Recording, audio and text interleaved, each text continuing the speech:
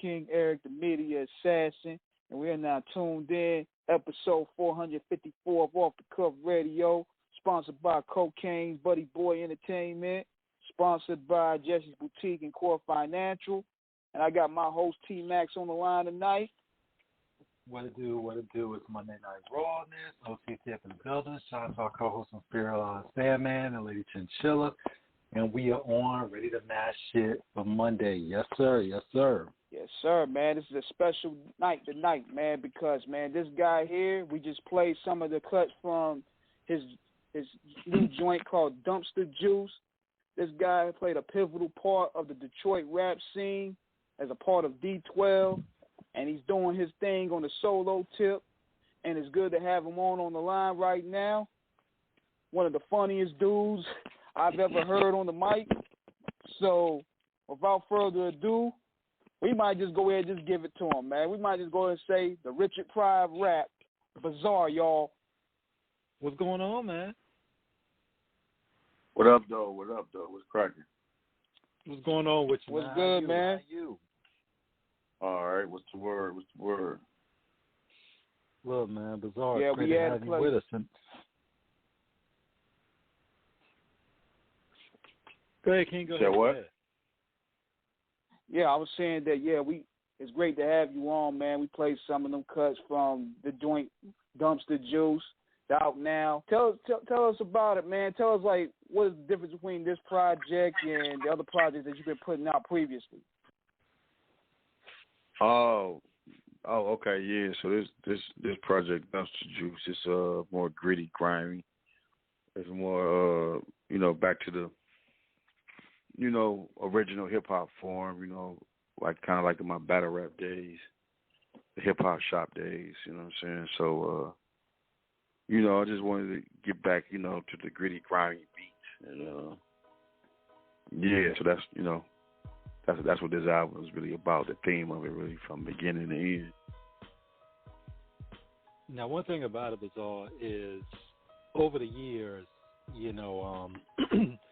for what you all have done in Detroit, because it's not just, D12 in terms of the collective, of course, with you, M, Swifty, of course, rest in peace, Proof, but I mean with Esham, Royce, you all have set the lane over the past 2 decades in terms of really bringing that real gritty, that real in your face, unapologetic type of art that is, definitely real, man.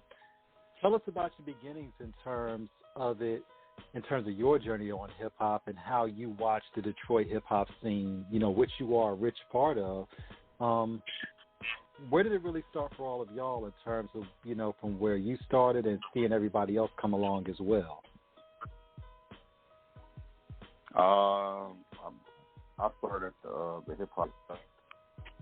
That's why I kind of before that I was just rapping in the hoods, rapping in the basements and the homies' houses. But the hip hop shop was the first. My debut was which is a clothing store on 7 Mile on Greenfield, owned by Maurice Malone, and yeah. That's where I met all the rest of the fellas at. But I don't really know where they started at because they are a little older than me. Mhm. Yeah. And you mentioned Maurice Malone. For those that don't know, that was definitely. Matter of fact, that was the that was the one of the fashion. That was definitely one of the heavy fashion hitters. Going back in the day, man. Along with Sir Benny Miles, April Walker. That whole era. Yeah. This is Maurice Malone before. This is Maurice Malone before he blew up with the clothes. So he kind of blew up with us. You know what I'm saying? Because it's when nobody buying no clothes at the hip hop shop, so he told us he had to shut the hip hop shop down. So he was like, man, I'm moving to New York, and I guess he had these Japanese people that was going to support him or back him financially. So, and he moved to New York, and he took Proof with him. So Proof had moved to New York too, and Then after that, then Marshall ended up going to the Rap Olympics shortly after, and blowing that up, and so it all kind of worked out. You know what I'm saying? Where we just kind of like all blew up at the same time. Yeah. And one thing about it, Bizarre, because I read this was an old Source magazine, I believe, from 2001, 2002. You all are a real brotherhood because, of course, with M's success, you always, all as a collective, always said how much the brotherhood was so strong that when M made it, and he made it in a big way, a lot of dudes talk about how they're coming back to get the homies and put them on. M really did it for y'all. What was that like in terms of watching his ascent and then you all really having a chance to show your considerable talents on a worldwide scale? Well, yeah, we had made a pact that whoever get on first, come back and get everybody else. And we just weren't saying it for no reason because we all were active. I was signed to a label called Federation Records. I had an album called Treasure Weirdos. Okay. Proof had moved to New York with Maurice, and Maurice had started a label, and me and M had just met Wendy Day, so I knew we knew about the battle that he was about to do. Yeah. So we just kind of made this pact, like, man, you damn near low key need to spread out away from Detroit, you know what I'm saying? And go separate ways and see what we come back with, you know what I'm saying? So that's what we did. Because when I got the call that Marshall was signed, I was actually living in Dallas. My parents had moved, so I had to move to Dallas. Right. So. And what do people have to understand about it with that journey in terms of, the work that has to be put in? Because we see so many artists across the board who, they want to shortcut the process, then they think this is an overnight express to fame and fortune. From you all, what did you learn along the way in terms of the ups and downs, the compositions, the battles, everything in terms of, going from regional to global? What did I learn? Mm-hmm. And what do artists for have regional? to learn as well?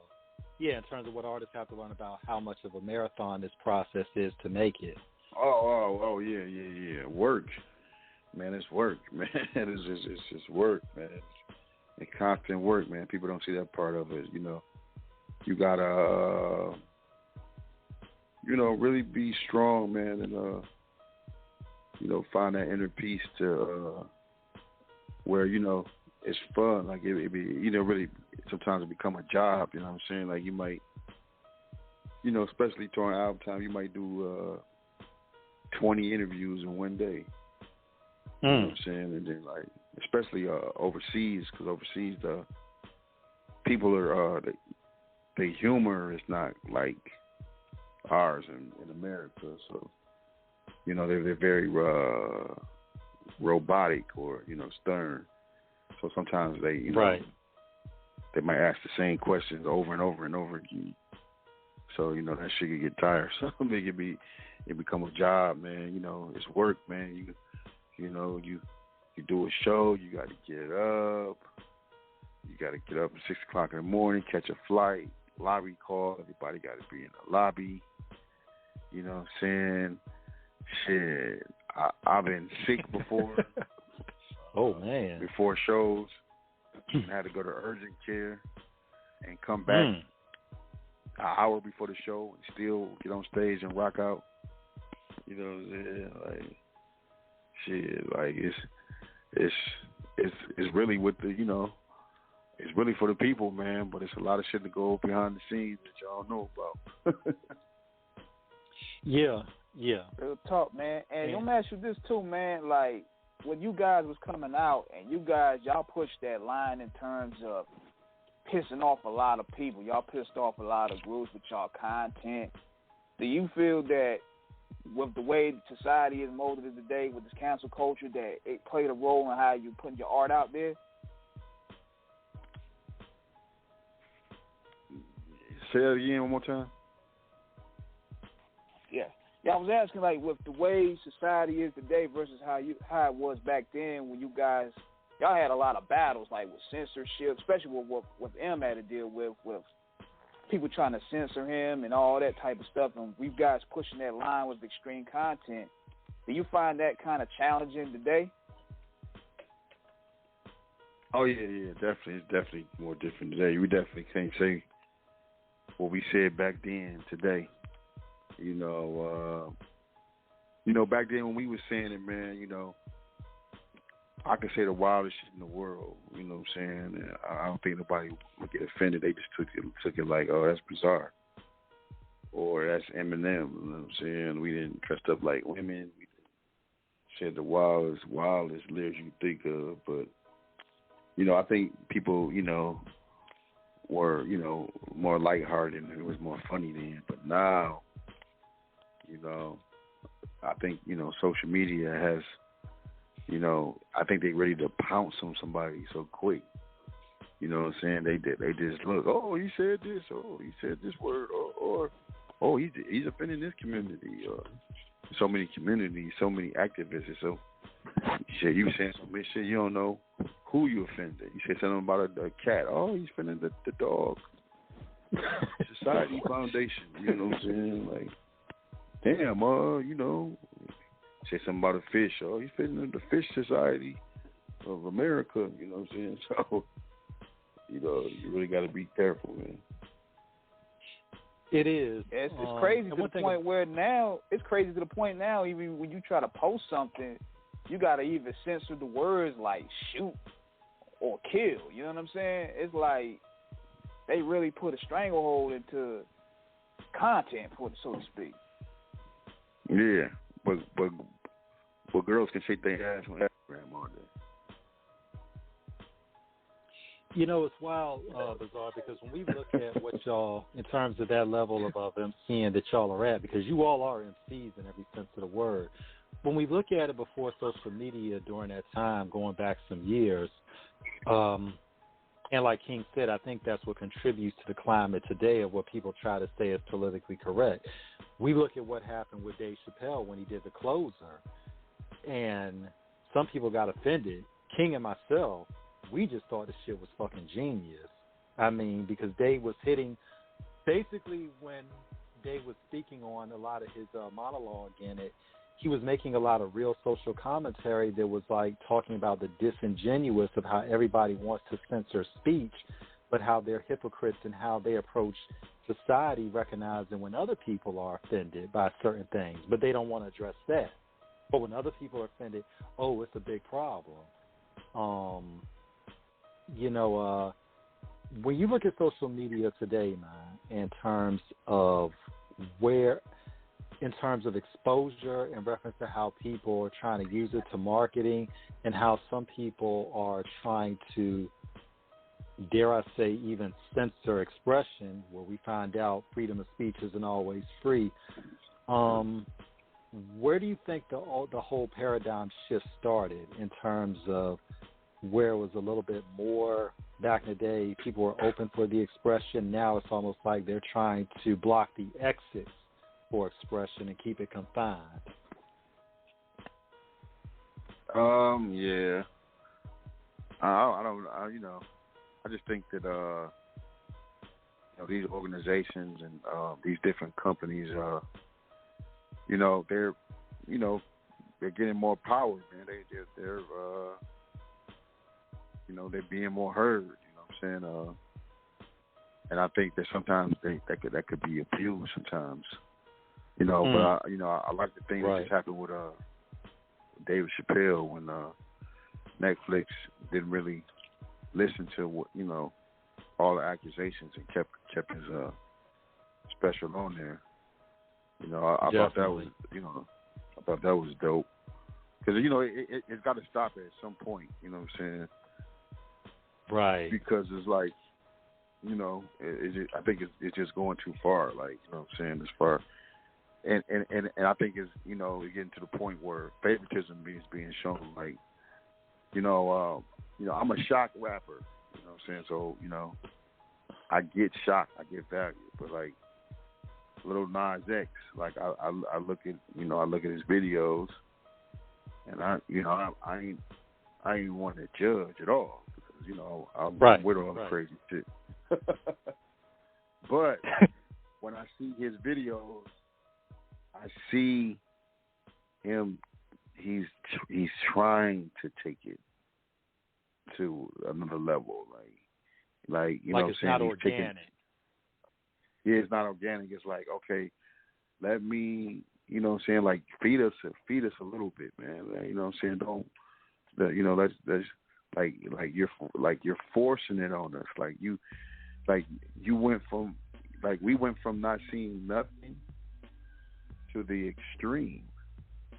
You know what I'm saying? So it's like, how is this not being censored? Like, this is the extreme. You know what I'm saying? Like the extreme. So I understand now. Like, okay, this dude's doing this because he knows it's gonna piss people off. But they're letting it ride though. So we can't be mad at one thing and not mad at the other. And I feel you on that. I think a lot of, because we talked about this on the show and on Off the Cuff, you know, we have no issues with anybody, you know, in terms of their sexual orientation, you know, gay, straight, transgender, anybody, you know, we got love and respect for everybody out there. When we look at it with Nas X, though, I think what the public, like you said, Bizarre, I think you echo a lot of the sentiments that a lot of people do. It's not the fact people have an issue with him being gay, because there have been gay artists forever in music and they're legends. Rest in peace to people like, you know, George Michael, you know, of course, Elton John, you know, Frank, you know, so many others. Frank Ocean, right. You know, Frank Ocean. Yeah, you know, yeah, Steve Lacy. And I'm a huge Steve Lacy fan. That dude is like, for those that have not heard Steve Lacy, check him out. He's that dude. Steve Lacy, I'm going to check him out. Yeah, Steve Lacy, you know, because I look at artists from a perspective of their musical substance and their talent in terms of it. And I feel what you said about Lil Nas X, because, you know, nobody's saying you can't be yourself, but it seems like you said, it's like he's going to great lengths to, like, show everybody how authentic his gayness is. And I'm like, dude, you don't have to prove to us anything. What you do in your life is what you do in your life. That's not for us to comment or even see at certain levels, you know, because at the end of the day, it's about, for any artist, no matter who they are, it's about how your music is going to reach the masses. And I think for anyone, that is the most important element. You have to have something that, you know, people have to understand this. Any artist out there, and we've done so many shows, hundreds of shows, so many people talked on and off there about it. One thing about it is, being an artist is finding your niche in terms of where your audience is. And not only finding your audience, because the worst thing you can be is a niche artist that really is looked at as being more or less just a, I don't want to say token, because that just sounds like it sounds like I'm marginalizing it, but it sounds like more or less you're just a sideshow. You're not taken seriously. You're just something that is a caricature of the culture, but not a true representation of the art in it that's authentic. Right. And a lot of artists, in general, they just come in with this wild ass gimmick. You look at the situation with Tekashi and how all the shit he did, going over the top. Shameless plug, shout out to Sean Sotero for the book he wrote, The Dummy Boy, the Tekashi 6ix9ine story. If y'all haven't picked it up, check it out. You know, but one thing about it is, ultimately it's about longevity. That's what you have as an artist, Bizarre, you've been able to maintain. Tell us about where you got your inspiration in terms of finding your style with your lyrics, in terms of what or who influenced you?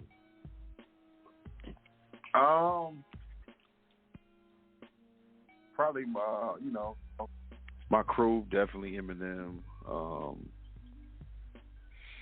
I was a big EPMD fan. Redman, of course. Gangsta Nip. Yeah. Those guys are like some of my influences coming up. Mhm. And yeah, you can tell that's a part of the humor side too, because even with M and Red, they brought the humor to the mix as well. So you could tell even when hearing that with your style, it's that punchlines. You know what I mean? You hit them with those punchlines. They were real punchline heavy at the time. Yeah, the punchlines, and I like to do a lot of overdubs, ad-libs, a lot of shit going on in the background, and just wild ass screams and yells. That's what Eric Sermon and Redman was kind of known for. So I definitely got that from them. What was it like for you, when you all realized that, like, you all were, like, really getting out there in terms of, like, people were really rocking with you on a big level, and you all were, like, not rappers on the block anymore. Y'all weren't around the way artists. You were, like, worldwide celebrities. What was that like when you realized that? Oh, man. It was dope, man. It just happened so quick.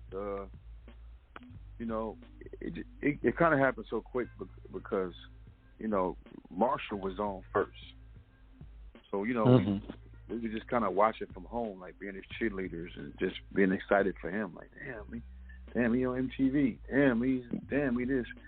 So for a while, for probably the first year, only, he was living in LA, so only contact we had with him was kind of like when he came home to visit, you know what I'm saying? So when we finally jumped into the mix, we kind of just got kind of shocked because we kind of just jumped right into like superstar shit. Like as soon as we jumped in, it was private jets and Grammys and MTV awards, and because we were doing that Interscope had us doing that before we even came out with a record. So we just we was on a Chronic tour with Dr. Dre and Exhibit and the Dog Pound. And, we was just behind the scenes, you know what I'm saying? So we was just kind of like, damn, this shit is surreal, like, But yeah, we kind of dove in head first. We didn't get no warning at all. You know what I'm saying? We went straight to private planes, not Delta or Spirit. Well, I'm on Spirit now, but we went straight to the private planes, to the big boys. Hey, and that Up in Smoke tour, which is possibly one of the life regrets that I couldn't make that tour, because I could tell, man, that looked like so much fun. Oh, man, that was dope. That was a dope tour, man.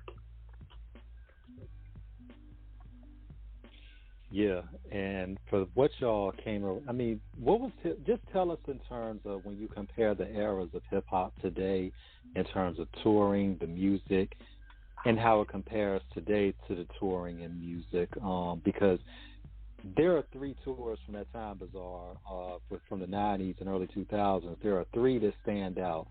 The Survival of the Illest, Def Jam, Rough Riders, Cash Money, and, of course, Up in Smoke. And those are like 3 of the legendary tours of all time in modern hip-hop. Got Hard Knock Life. Hard Knock Life, too. Yeah, thank you, King. Hard Knock Life as well. How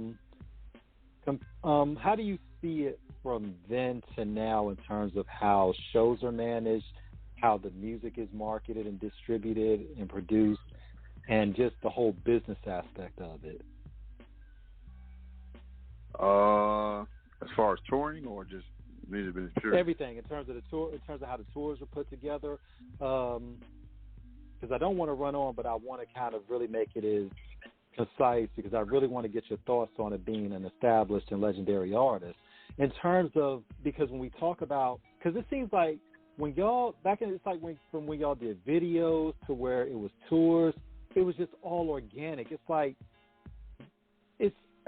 I don't know, to say something like the survival of the illest and the Up in Smoke, it just came together the way that it did. And I don't know if we're ever going to have something like that again, where the excitement was just so, it just came from the roots. It just grew. I mean, it's like you got some of the biggest artists at the time coming together.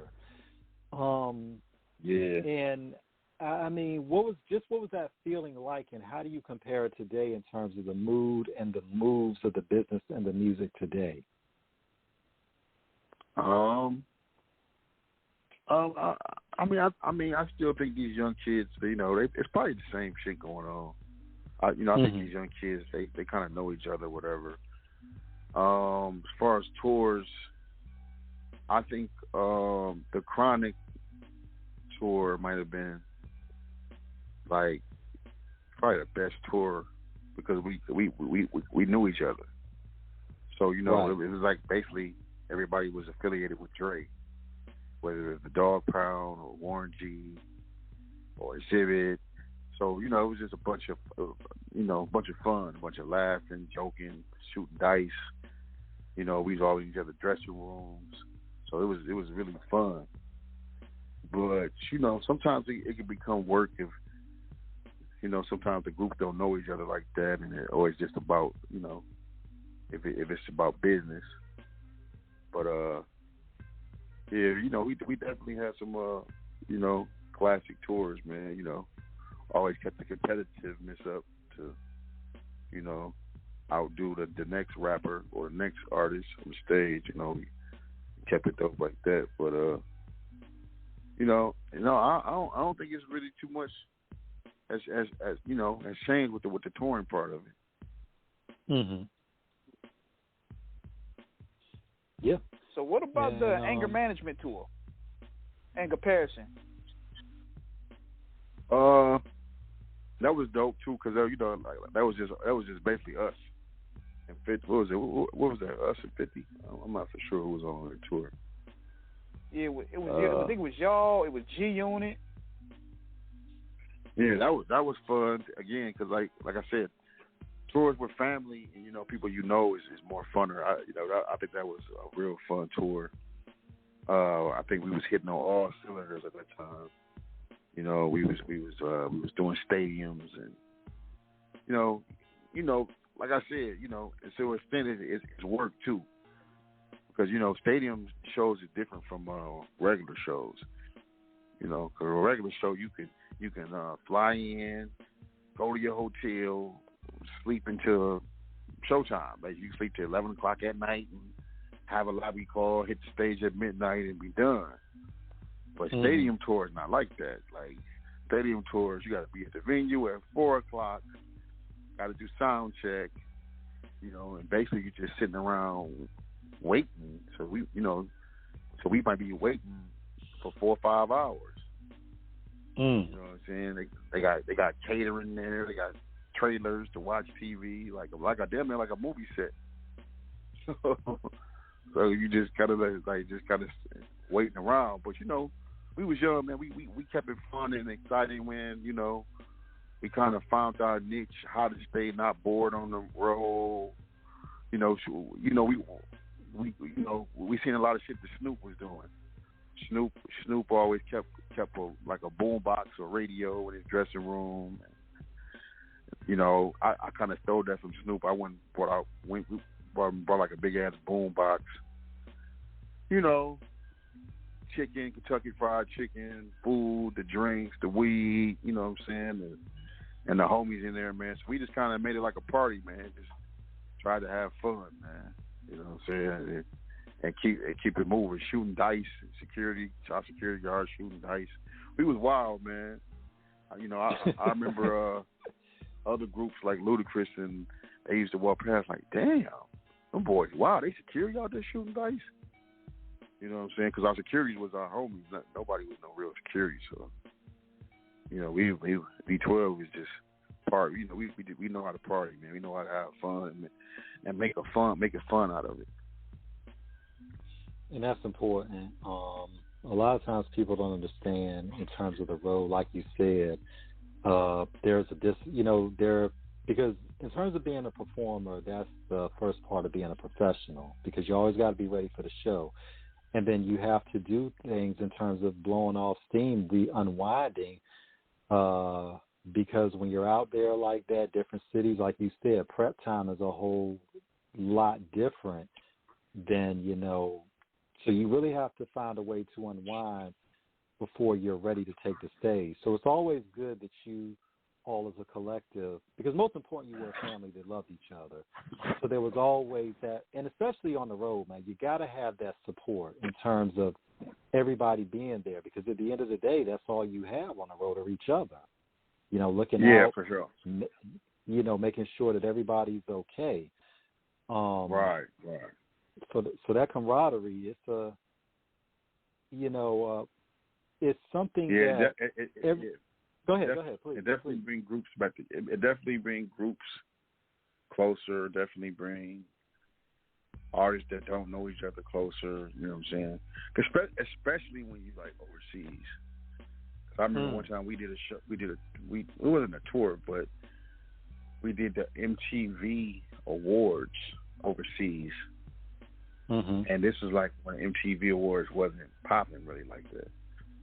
And I just remember D12 was there and Destiny Child was there. And they was young. There was a young Destiny Child. And, we was like basically the only American group there.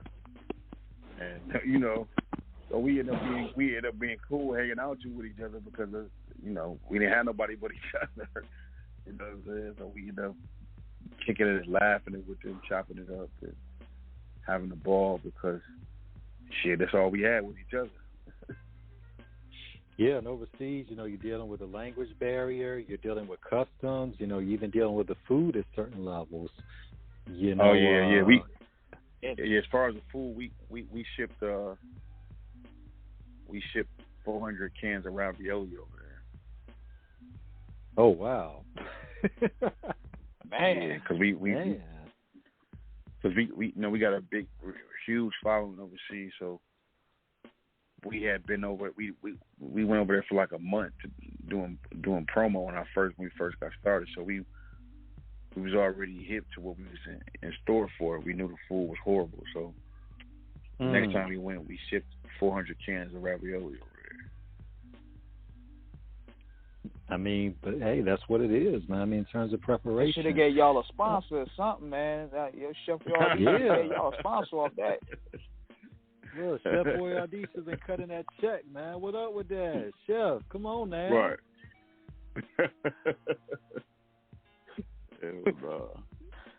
I mean, so it's to hear all the travels, that you had, that you've seen around the world and everything, man. How did that inspire you in terms of you making your moves in terms of your independent, doing your independent entrepreneurship? Starting your label with your solo albums and everything else. Well, that's how I started from the beginning. You know what I'm saying? Which is a good thing. Like, I started off independent. I had an album called Attack of the Wheels that did pretty well. So like I don't know for sure how many units, but so Atlantic wanted to sign me, and so I was signed to Shady Records as a solo artist first. You know what I'm saying? Before D12. So we ended up deciding to put the group out, instead of just doing my solo album. So I told her I would put my solo album on the back burner to sacrifice for the group. So the solo independent thing was always, a part of me. I came in as a solo artist, so I just, got back in, did it in between albums, basically. Got you. And pretty much from that, going back to that. Now going back to the journey for a little. I was gonna say going back to the journey for a little bit. Now you guys spoke highly of Bugz. You guys went to war over Bugz. Like, how much did Bugz mean to the group? Oh, okay. Shit, Bugz he was a general. I mean, he was a soldier. He was a soldier. You know what I'm saying? Like, he was a rider, man. You know what I'm saying? You know, he came in kind of like the later part of the group, so unfortunately, you know, he didn't get a chance to enjoy the benefits of it because he was a part of this other group called 31, and so like me and Bugz didn't start hanging out until like after the hip hop shop, and we was cool for probably about a year, and he was in D12, and so Marshall had asked me to go on the road with him and Proof, and I had went on the road with him and did like 10 dates. So on the last date of the tour, he told me that he wanted to sign D12. So me and Proof, we called Bugz on the phone and told him, like, yo, we about to get signed, and want to sign us, whatever. He was excited. He said he was about to go out and celebrate. So the next day, we had a show in Detroit. So we were supposed to get up with him tomorrow in Detroit. So when we got to Detroit, I had called his house, and I was like, yeah, Bugz, Bugz in. And his grandma answered the phone, and then she was like, who is this? I was like, it's Bizarre. She was like, I'm sorry, but Carnell has been, he's deceased. So he never got a chance to sign the contract with us. So the good thing is, before he died, he had told us, like, yo, remember this dude named Swift from the hip hop shop? Swift in the day, yeah. I'm like, yeah, I remember Swift. Yeah, he was in that group called the Rabies. He was like, yeah, man, we should really consider putting him in D12. I was like, all right, we'll talk about it when we get back. So that was his last request. So that's how Swift ended up getting in the group. Of course, with Bugz, and of course King, being a historian he is, bringing that up, he was, much love and respect for you, for y'all lost one. You all came from the streets of Detroit, Bizarre. You, Marshall, Swifty, Proof, Mr. Porter, all of y'all. So, all of y'all understand what it was like and what you had to overcome as a collective to get to where you are. What do artists have to understand about, because you all, as much shit as y'all talked on Wax, and it was a lot, and it was funny ass shit doing it, but it's like you all never really were, in terms of really trying to engage anybody on no real warfare shit. It was all lyrical fun, jabs here and there, but nothing really trying to incite a riot and a war. Nowadays, we see so many artists out here getting out there on social media, and it's almost like they're begging to start shit with somebody for attention, or even if there is already existing tensions there, trying to exacerbate it. What are your feelings about that coming from one of the hardest hoods, in America, and seeing what really goes down when shit goes left, when it goes wrong?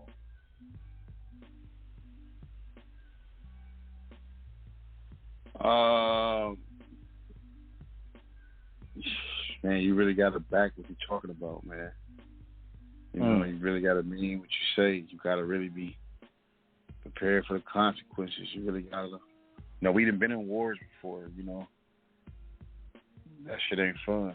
You know what I'm saying? Now, and we're talking about off Wax in terms of like some stuff that was pre-existing in the streets. Yeah, even rap beef, like even being associated with 50, it was beef. We had we had the road with bulletproof vests on, bulletproof cars. Like his beef was our beef. Right. Right. You know what I'm saying? We didn't caught out. I think they caught Proof one time in Miami. Like, the shit real. You know what I'm saying? So, I definitely would suggest to rappers, like, you know, it's a small world, man. It's a big world, but it's a small world. So I would definitely suggest to rappers to just say anything to be saying it if you don't really mean it, because you never know what the circumstances permit, man. You might be at war, right, 2:00 in the morning, and then here go that guy with 4-5 guys when you said something about, you know what I'm saying?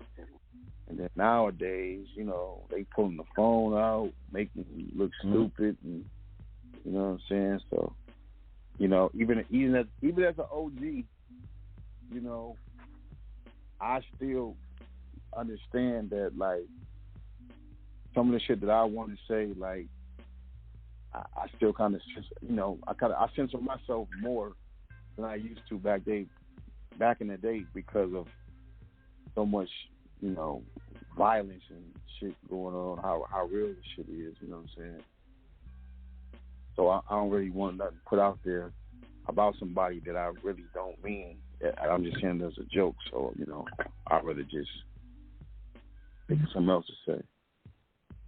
Yeah. Especially around this time now where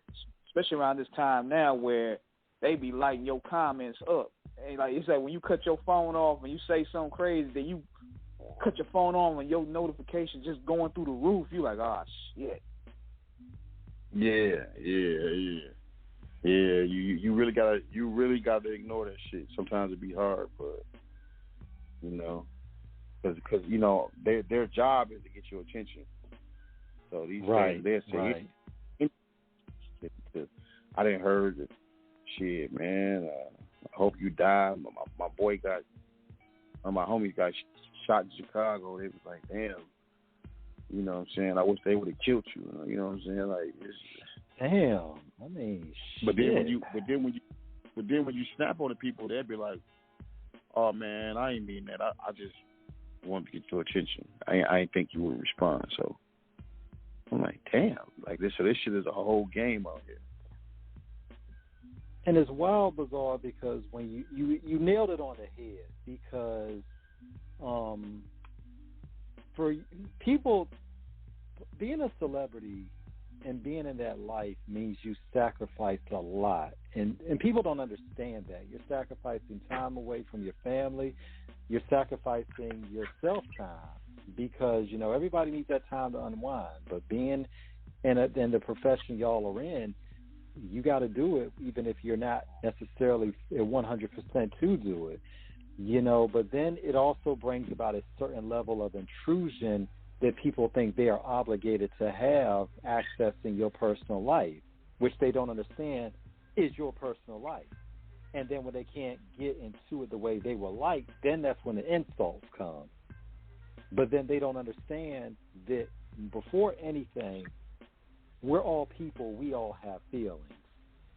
And you know, when niggas cross the line on things, you know, people wonder why such and such stands out. Well, nigga, look what you said about him. I'm like, of course he's gonna. I mean, what did my man? What did Nikki say to Ginger and Christina? Look what you did to this fucking guy. You know. Don't say it. It's like, you know, but then it's like King, you know, said, everybody be clout chasing. You know, people want to say things just so they want to be the star. And I'm like, and I guess our generation is just a little bit different, especially being older, because we didn't have social media when we were coming up, obviously. So, and even now, it's like you're looking at, because of social media, everybody is looking at this as a quick outlet to become famous. And a lot of people are just ratchet enough that their whole thing is, well, how can I get famous? Oh, yeah, well, I'm going to go ahead and just say the most foulest, disrespectful thing I can say about a celebrity that you know is going to get their attention. And not that we're trying to, you know, gloat about what happened to do, like when Dolph died. Rest in peace, young Dolph. So when that comedian got out there in Memphis and started talking crazy, and then his ass got whacked behind it, you know, people don't understand that there are real consequences for words that you say. What you articulate is free, but what you say may cost you in the end. And some people don't understand that. Right. Yeah, it's definitely real. It's a different type of funk. Yeah. Shit, sometimes because even with you guys, when you guys was going at it with Murder Inc. and you were going at it with Benzino and all them, you guys, at the end of the day, we knew you guys had like millions invested, so we were like, man, we ain't gonna let nobody die.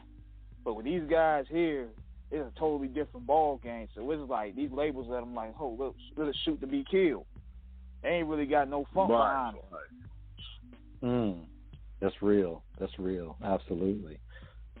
Well, I don't think the labels is involved like they was. You know what I'm saying? Because everybody's so interested. Everybody's so interested in being independent. So it's not like that no more. So a lot of these guys got distribution deals, so they just turn their albums in, and they might have a label representative. Go out with them somewhere, so do something. But like, look at the cats that signed an Empire. You know what I'm saying? They don't really got a structure like that. But when we was around, man, if we had beef with somebody and serious, like shit. Jimmy Iovine was on the phone talking into they label head. You know what I'm saying? It was way deeper than us. You know what I'm saying? Like, and, they, if we did a festival, we on the same festival, they'll make sure, that we perform nowhere near the same time as each other. Or at the MTV Awards, they'll make sure that we don't sit, like the seating, like if we go to the MTV Awards, they'll have the people faces like everybody's seat, like 50 Cent seat, Fat Joe seats. And the people that got beef with each other, man, they way on the other side of the auditorium from each other. Bizarre. With Bizarre, you hit on a great point with that, and I wanted to speak on this because you made an absolute dude. I don't think you really, really know how real you were when you said that. But then again, of course you do, because you understand the politics. People don't really understand how real that was. Because when you said Jimmy Iovine gets on the phone with the label head, it's like, okay, this is a situation where it's like, all right, we're going to stop this before it goes there. And this is where people are taking an interest, a vested interest. One of our good friends out in California, with the situation, rest in peace, Draco the Ruler, because we got heads from all over, and we get the news from one of our people we talked to about it. They were just really, the situation that happened with Draco, because we heard that there was an issue Draco had with some individuals, and when we talked to our peoples out there, their biggest thing was, if you knew there was that issue, they should have, those individuals should have never been on that bill at that festival, because, like you said, it's a big world and a small world at the same time. And one thing about it is that people think that you're so big and you're bad that you can talk shit about somebody. I'm like, in the words of the immortal Bugz Bunny, and Charlie Murphy, when you habitually line step, in the words of Bugz Bunny, of course you realize this means war. And it's on site. It's on site with certain people once it goes there. And like you said, how y'all would do it back in the day, if you knew there was an issue, then there were provisions, there were measures, there was protocols. There was too much money on the table. That was too much money on the table. Exactly. Yeah, you are, And then, they were like, nah. They being groomed different, too. Go ahead. You know what I'm saying? Like, they're being groomed completely different. Like I said, like, to me, the days of the like real labels is gone. You know what I'm saying? Right. Because all these rappers are so convinced that they should do a production deal or independent. Mm-hmm. So not saying nothing like that, but just say for instance, you got a rapper, a little young rapper, and his uncle is a street nigga, and his uncle putting money into him. His uncle got him signed. Okay, bam, the rapper blow up, and uncle do a deal with Empire, but his uncle want all control. He want to, we want to put this out. They want to do this and that. So, they moving like that. Uncle got street niggas with him. He's moving. They moving no different. The only thing they're using the label for minimum services. You know what I'm saying? They're controlling their own destiny. I think that's, to me, that is how they get in more trouble. You know what I'm saying? Like I said, when we was on Interscope, we had to act a certain way, walk a certain way. You know what I'm saying? Like all the shit that these dudes these rappers be getting caught for. They're getting caught with guns and pistols, and like we had people around us that that would never let that happen. Like we couldn't. You know what I'm saying? We couldn't do that. I mean, don't get me wrong. I don't know because if it was because of how big we were, you know what I'm saying, and we was with Eminem, or is that how all the rappers do it? But I know us, you know what I'm saying, and the rappers that I know was like, it was provisions made for that, man. Like, you damn near was getting babysitted, man. Like even about where you going. I know even with us, it's like, oh, where you going? Oh, we on the road. I'm about to walk to the store. Hold on, man. You don't need to walk to the store by yourself. Well, let me send security with you. You know what I'm saying? If a club looked like it was getting rowdy or something, they getting us out of there. Our security would tell us like, yo, this shit don't look right. I don't think y'all should go in here. We gonna pull out from this.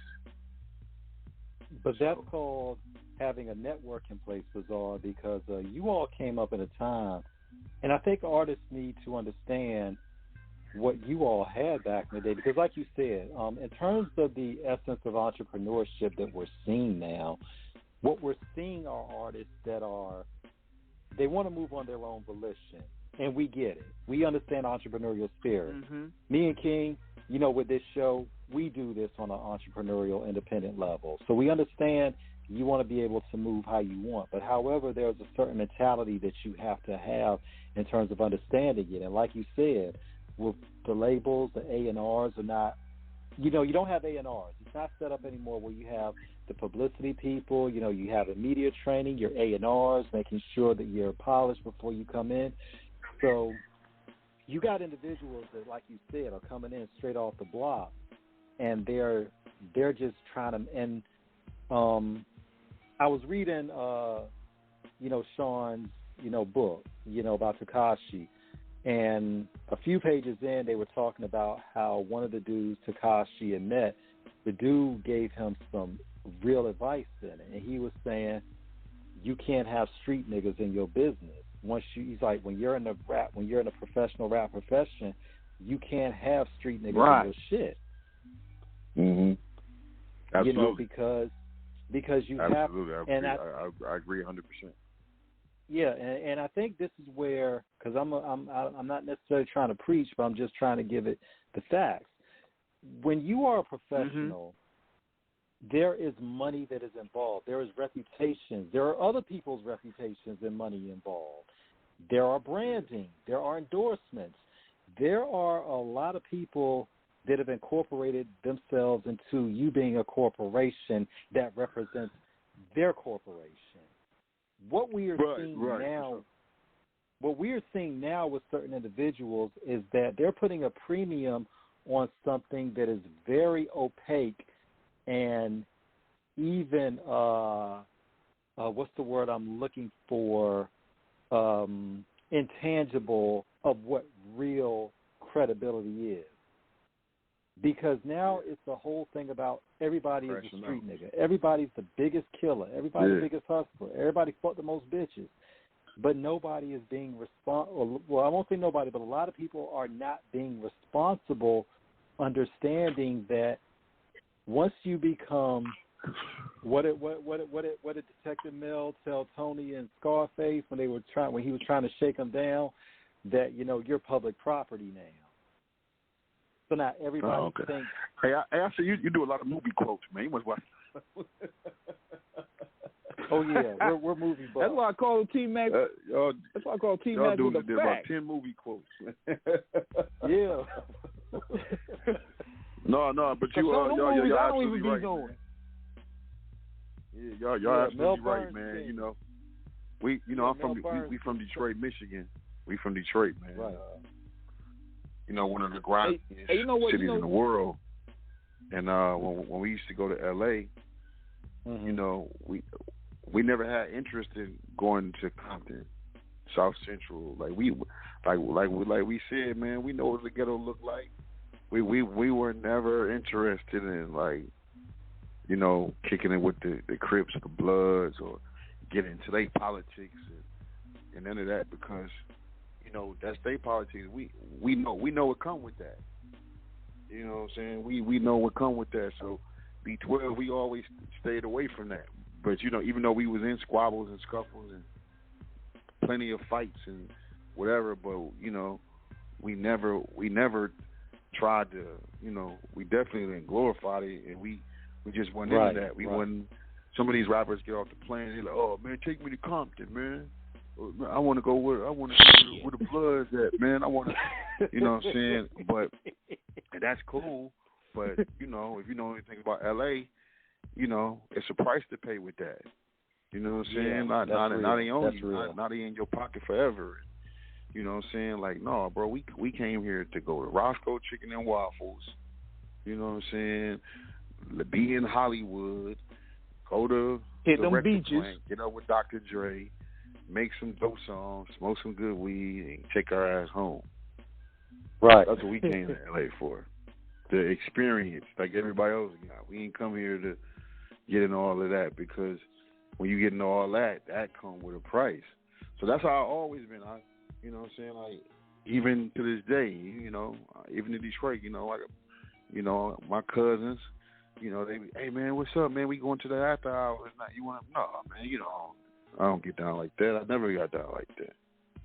So, that's how I got to be an old man is ducking and dodging the bullshit. But like I said, man, I really think that people, these artists want to be so independent, and and by these street niggas having these labels, because they're financially backing these rappers, they ain't teaching them how to move or whatever. You know what I'm saying? They with it. You know what I'm saying? Like, I just think a lot of this shit that these rappers be in, like rappers getting caught with they security guard got 20 pounds of weed on a plane. What type of shit is that, man? Like, what's really going on? You know what I'm saying? Like, the rapper, it's 20 niggas on the bus, but the rapper got to take the gun charge. Like, what? You know what I'm saying? Like, it ain't even his gun. Yeah. See, like, that's what I'm saying. Like, even with us being street niggas, I'm never gonna have a gun on me, because I'm the star. I can't go to jail. Now I can build you. You the breadwinner. Y'all the breadwinner. Exactly. Protect the king. That's how we was always taught.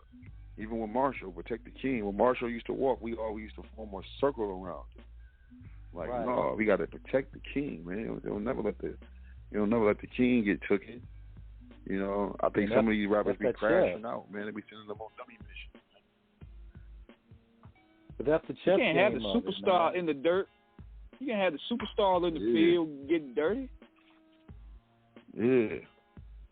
But you like having John Gotti getting out there and do the shootouts instead of Sammy the Bull. Yeah, but some of these rappers want to be on the front line for clout, though. Right. They be wanting to. They want to pull up You want to pull up to somebody getting their ass. I want to beat somebody's ass, but you want to be the one that's on the camera helping me. Man, you a boss. You shouldn't even have to get out the car. You shouldn't even be seen at the scene. Exactly.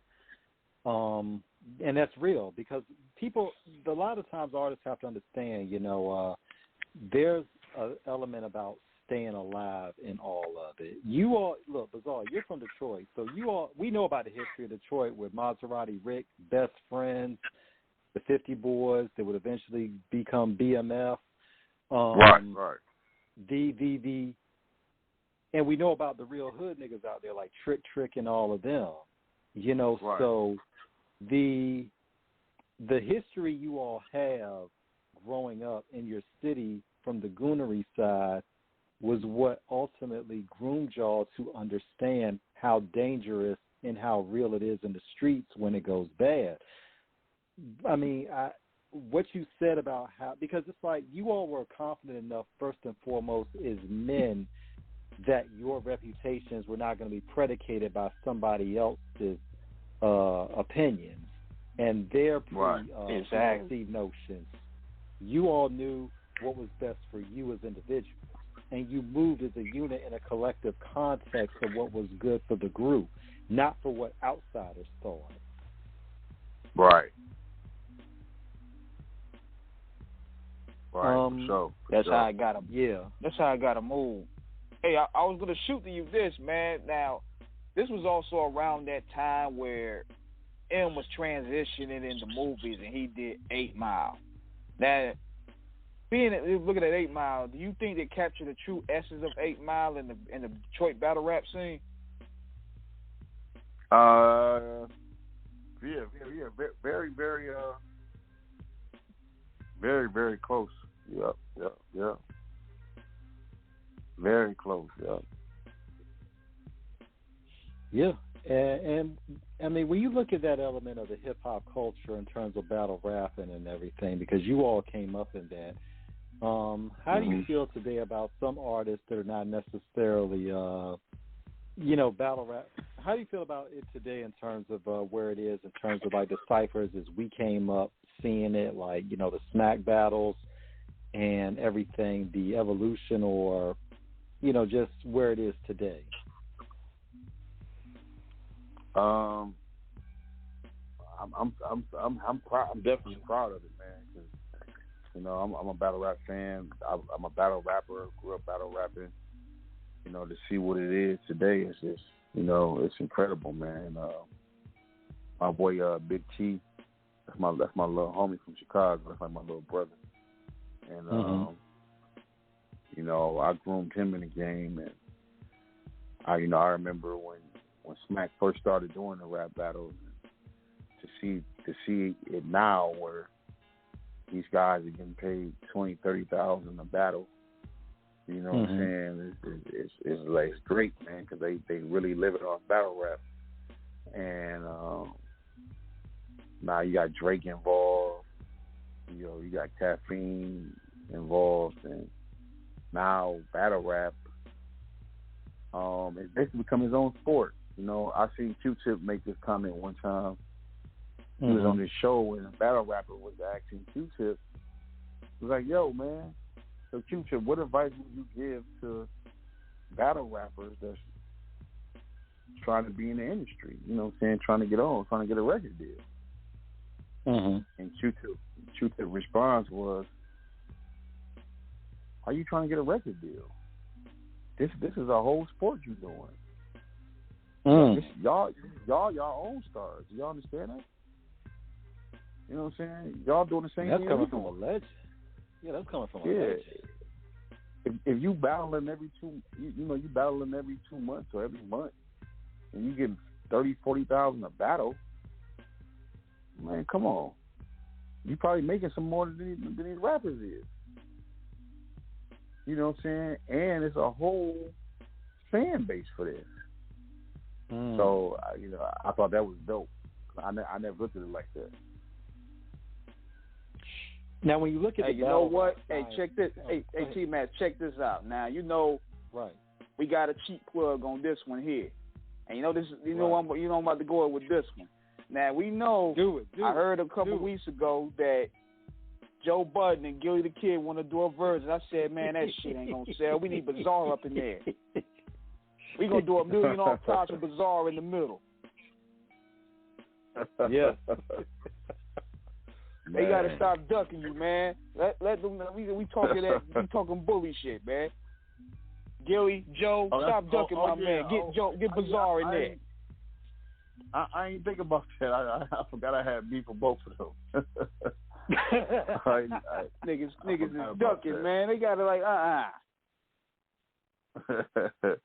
You know how it is, man. You know, you play the game when niggas try to be quiet, hope you'll go away. Then when you get loud, then they want to get your attention. So I get it. Yeah, man. I had to put that out there, man. For this show to go out there, we need that $1 million off top to make this happen. Yeah. That's we gonna do $1 million off the gate.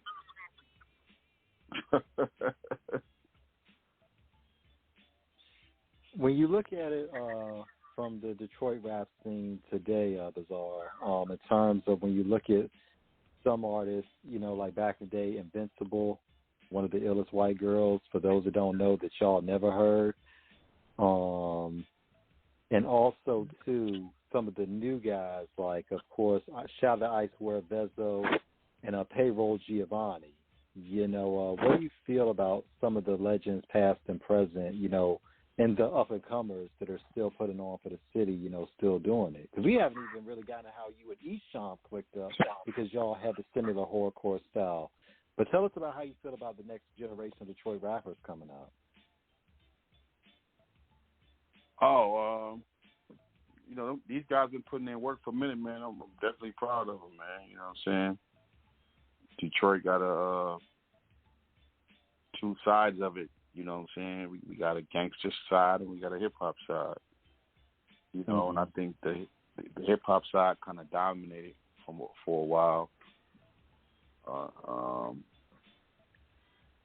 You know, with Slum Village and Jay Dilla. Yeah, the legend. Trice. Yes. But, you know, they didn't, but it's always been an underground gangster side, too. With Blade Icewood, Street Lords, and Rock Bottom. Yeah. Ooh, that story in it. Ooh, man. Yeah, so basically, Cheddar Boys, yeah. That Cheddar Boy story is something, man. Yeah, so I think Wipe Grizzly out. kind of knocked the door down for them. So. Oh yeah, we can't forget T Grizzly, man. You know, first day out. I mean, he's really But to see everybody, the foundation. I mean, to see everybody coming along in the foundation that y'all have laid down, man. I mean, you know, Detroit has such a rich history with Motown. I mean, you know, just, you know, of course, General Motors, you know, from commerce to music composition to hip-hop. I don't think you all as a city get enough credit for what you have brought to the culture. Right. Yeah. Detroit different, man. Ain't no place like this on earth, man. You know, a lot of people, you just ain't going to understand it till you come here and visit, man. There's a lot of historic history here, man. People talk different, they act different, they walk different. You know what I'm saying? So, yeah, man, we got a lot of history here, man. All the way back from Marvin Gaye and Berry Gordy and Supreme. You know, it's a lot of history, man. Yeah. So tell us about your work you did with Esham, because both of the wild and crazy twisted styles you all have, it was just basically inevitable that you all would click up. How did that happen in terms of when y'all finally got together? I don't think I ever worked with Esham before. Not directly. Hold on. Not directly. No, I might, you know, somebody put me on with him or something. But, you know, we ain't got no beef or nothing. We had beef back in the day. Okay, got you. You know, it's all good, though. You know, he definitely is a Detroit legend, especially in horrorcore. Definitely. And that's a faux pas. Yeah, that'd be weird though. How they be just slapping people verses on songs and shit. That is very weird. Yeah, people be doing that to D12, man. They D12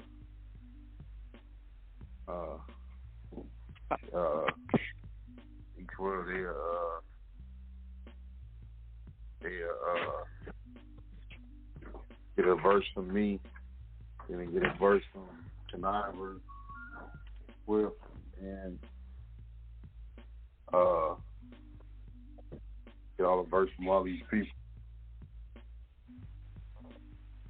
They get a verse from all these people. Yeah, because I remember that weirdo then shit they did years ago with y'all. They did that weirdo shit with y'all years ago when they put you next to Cannabis, and Cannabis was dissing Eminem on there. I was like, what the fuck? Yeah. Some dude bought a verse for D12 and then put Cannabis on the song with us and made it seem like he was dissing Eminem. Because they don't know. Yeah. They don't know we all close as hell. We be at the studio every day together. Even with Eminem, so it's like we thought it was funny. Yeah, but I mean, when you look at it, man, I mean, when you look at all the legends that you've worked with, you know, I mean, it's just to be able to do what you've done and to still be doing it strong. How does that feel, knowing that after all these years, you have still maintained a presence, and not only a presence, but a profound and distinguished one? Right. Oh man, it's hard, man. You know, consistency, man. You know, a lot of hard work and dedication, man. You know, just staying relevant, man. You know, you got to treat this shit like I ain't gonna say like a job. Job ain't really the right word to say, but I say you got to treat this shit like the passion that it is yours, man. I think a lot of older rappers, I think the reason that they fall off because they give up on the game.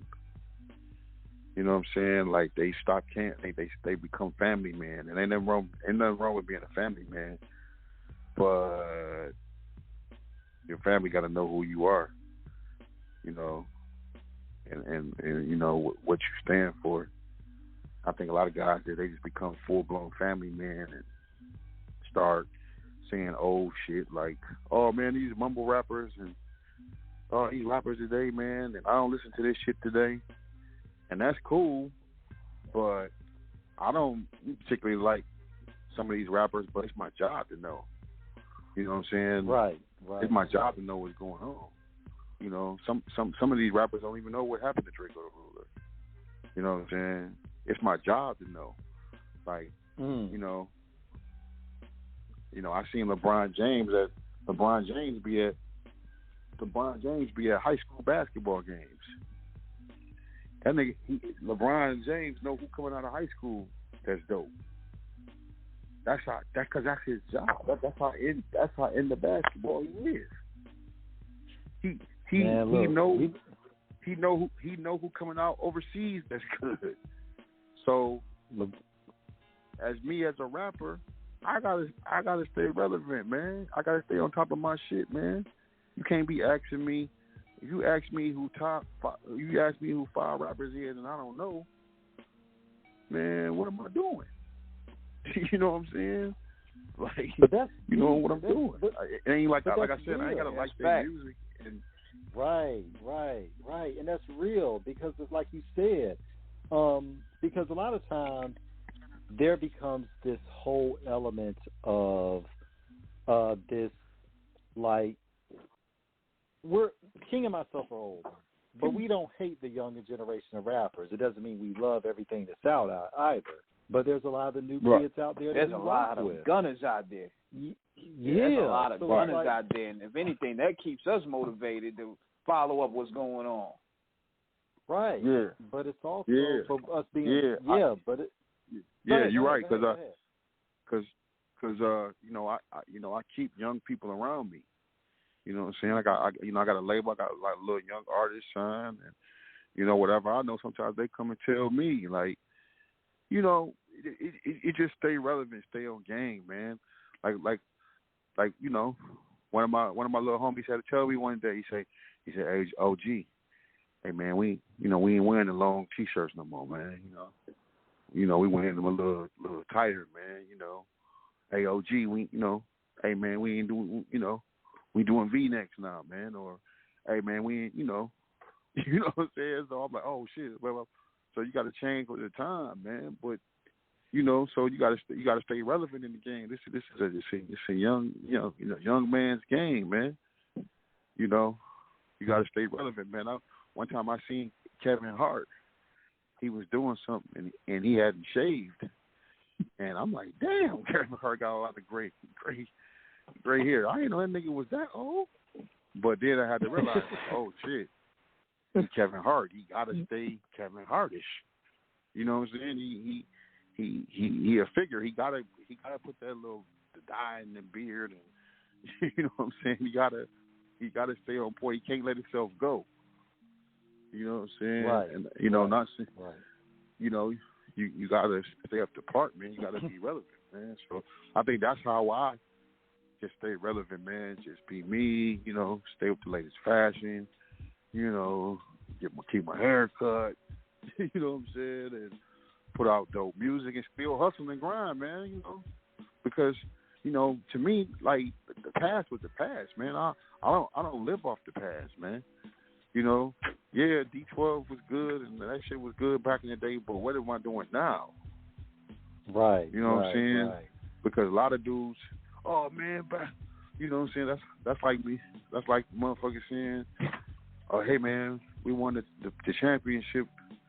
Pistons won the championship back in 1994.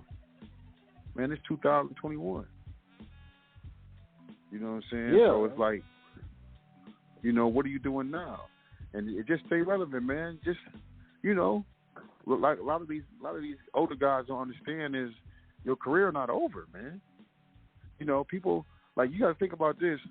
One thing about our generation that's dope is these cats, all of us that's in our 40s, we're not like our parents. Our parents hated rap. We grew up on rap. So a guy that's 45, 50, he's not really that old. You can get in the car with your daughter, and it ain't gonna offend you that she listening to some rap with some cussing in it. Y'all probably both listening to this shit. You know what I'm saying? Because this is a younger generation, so y'all both grew up on rap. So guess what? When summertime comes, where does the older guys get to go for a concert? Because you old, but you ain't that old. Damn, you don't want to go see Frankie Beverly and Maze. So guess what? Guys like Too Short and E40, Scarface, Ghetto Boys, they making money because there's an audience for that.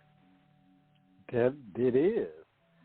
And when you look at it, and look at yourself, Azar, you're still doing it at a high level. Jay-Z is still doing it. Nas is just fucking amazing. I mean, he's I mean, Griselda, shout out to Benny, Westside, and Conway. They're in their late 30s, and they're rapping circles around a lot of these young boys out here. I mean, Ghostface Killer. I mean, the Woo album that they did with Apathy. Oh God, that first single, Method, Ghost. I mean, the shit was ridiculous. Bastard Killers. I mean, it was like just to watch all of them, and these guys are in their late 40s and 50s, and these guys are still lyrically just sharp. And it shows. And the fact you said Method Man. Method Man got a son that's young cat. I don't know how old he is, but I think he maybe like early 20s or something. Mm-hmm. And my boy Big T was in the studio with Meth a couple weeks ago.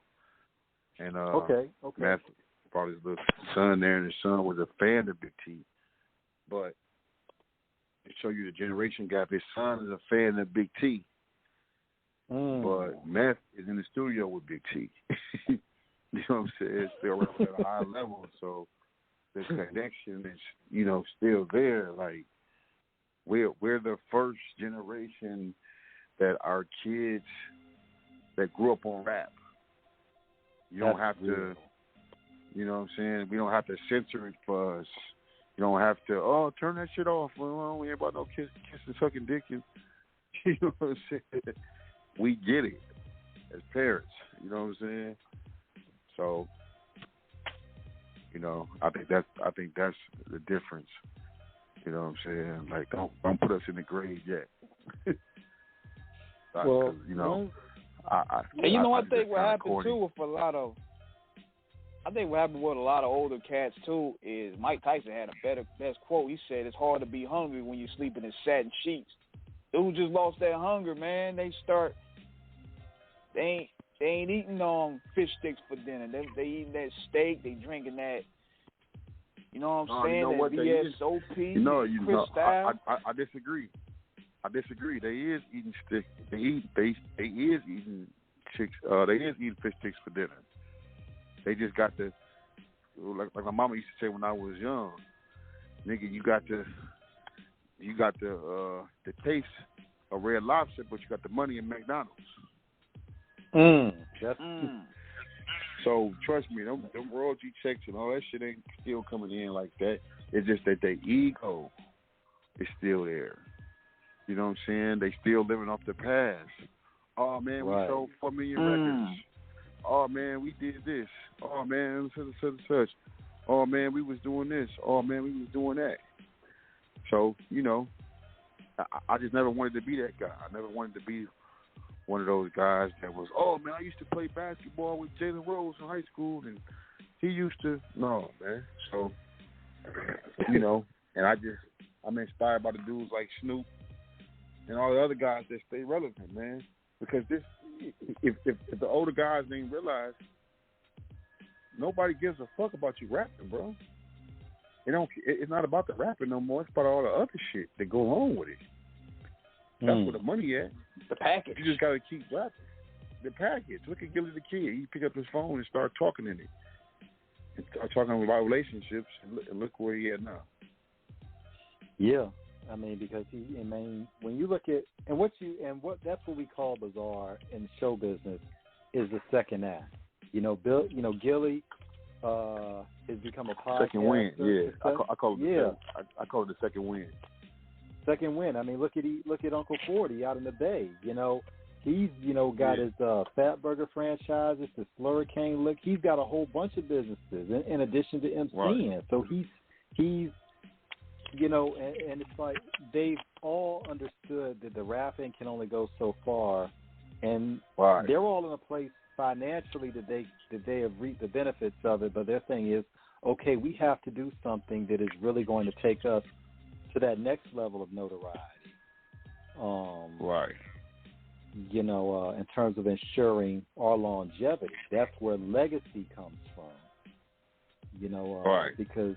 And now, you know, with E40's son, Droopy, you know, who's been producing for some years now, you know, Droopy's become his own entity, you know, learned from his dad and, you know, his dad planted that seed. Yeah, that's what I'm saying. It's like, it's so many different ways, man. Like, what I'm saying is like for instance, the music business, man, you know, we got to take it for what it is. Like, you know, for instance, James Cruz, one of 50 Cent managers. You know, he used to work with Violators. James Cruz, like, he was a big thing back there.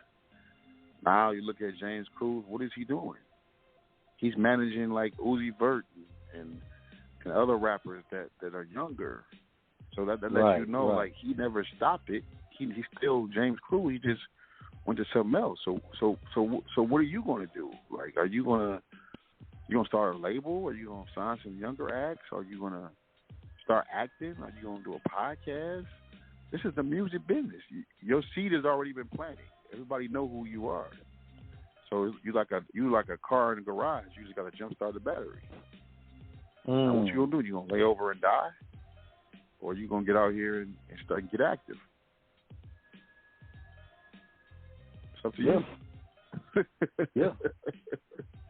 And that's something that people got to sink or swim. You know, Yeah, you got to be able to move to that next wave. Like you said, like 50 was saying in Langston, like, damn, homie, in high school you was the man, homie. The fuck happened to you? It's like you can't live off those old reputations because you don't want a situation. And you can't live off the old school rules that we were taught, because that don't work anymore. Right. All the rules that we were taught, throw that shit out the window. That shit don't work no more. Putting out good music and that shit don't work. Putting out good music and a good video and hoping the fans will come. No, that shit's not gonna work. But there's other ways to do it. You just gotta know the way how to do it. And these rappers, these young rappers who do it, nobody's gonna give you the blueprint, man. You gotta figure it out on your own. You know what I'm saying? Because one thing about these young kids is their way of doing it is backwards. So basically, the way the young kids do it is they want to see you in the news media first. Then once they see you in the news media, then they go back and research your catalog. Right. So you could damn near go viral over anything. You might. Shit, I can go in the middle of the street and fart in the gas station and go viral. And I'm not saying just be a goofball and go out here and do anything to go viral, but I'm saying get active. I'm saying you never know what post you're gonna do is gonna hit, or you never know what TikTok rap you're gonna do. Like, just get active, man. You know what I'm saying? Take some acting classes. You know what I'm saying? Do a podcast. Talk some shit, man. Go put out some other acts. This is the music business. You already got your name, so what you want to do? But if you sitting at home with the kids and you know what I'm saying, and you can't go to the studio no more like that, and you just living off your past, and you grumpy and you old and you hate the new music out, man, look, you're gonna be at Chrysler soon, man. And that's real, man. Yeah, you gotta stay real with it. You gotta move with the times, man, because people, it's easy to get complacent because nostalgia is a slow killer in a lot of people. Right. And I think that's why for the verses, I think that's why it's so dope, because we're seeing the young kids now, seeing these artists we grew up listening to, and you especially being a part of that era, being active in it, they're getting that musical education, what we saw with 3 6 and Bone, what we saw with Snoop and DMX.